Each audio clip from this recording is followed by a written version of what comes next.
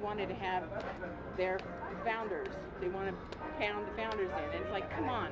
The dead white guys did not create this country. It was a whole bunch of different kinds of people. And yes, there were women, and yes, there were people of color, and yes, and you need to talk about them too. But they want to talk about those dead white guys. I got it. They don't agree with Islam, so they want the kids to know about it. They don't agree with birth control, so they don't want the kids to talk about it. They don't agree with math because they don't understand it. It's not the same math that they did in high school, so they don't want the kids to know about it. People who say that they want to teach the Constitution only want to teach the part of the Constitution that they like. Second Amendment. All of it. Damn the Second Amendment. Ladies and gentlemen, you're not going to want to miss this. James O'Keefe, president of Project Veritas, investigative journalist and author of Breakthrough, joins us.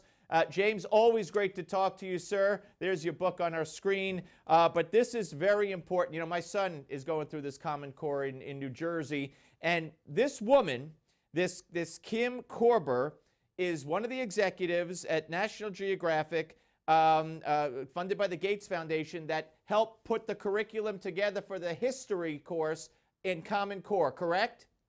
That's right. That's right. And she's discussing honestly what she thinks about education, mathematics. She talks about basically what we all know to be true, which is that this is sort of a left-leaning indoctrination center.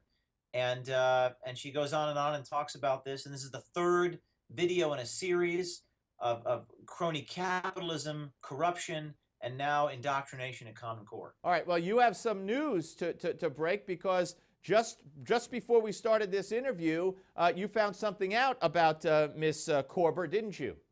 Yeah, we did. We just independently corroborated about an hour ago that Kim Korber has lost her job with National Geographic after this video came out, and the video caused her to lose her job. We have two sources confirming that to us, and we're breaking that on your show. This is the third executive within the Common Core apparatus to get fired because of our videos. The first one resigned from Houghton Mifflin. Diane Barrow was her name. She said that she hates kids and it's all about the money. The second executive, Patisse was her name at Houghton Mifflin, said that, quote, it's never about the kids, and she was just slapping labels on books to sell more product. And now we have an official who used to work for Pearson, which is the billion-dollar company, now with National Geographic, saying that, yeah, dead white guys, and we need to teach chlamydia and prostitution to children. She has been fired.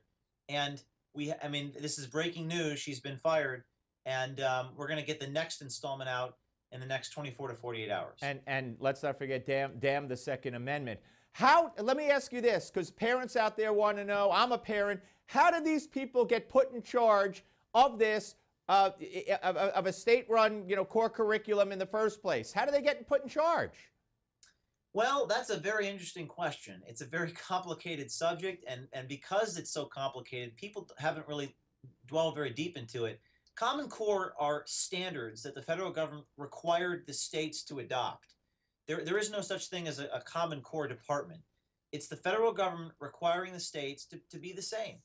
And they basically told these states, you better change your curriculum. And what we found was that the majority of the motive for this was to simply line the pockets of the publishers. I mean, this is a crony capitalist deal. These are not motivated by capitalism.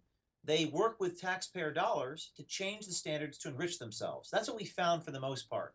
And then you have people like Corker who write the curriculum, and people in Washington who write this, like Coleman, for example, and they're motivated by ideology. So the cronyism and the ideology go hand in hand here. And I think for the first time, we actually see it personified. We actually can hear and see with our own eyes what these people actually think about taking away power from families and giving it to the state. It is frightening. Give us your website where people can find and see all your videos.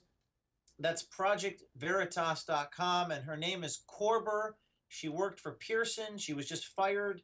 And you want to watch this because we got another one coming out in the next 2 days. Great work, James. As always, keep it up. Proud to have you on the show. We'll speak to you soon. Tom DeLay is coming up next, folks. Don't go away.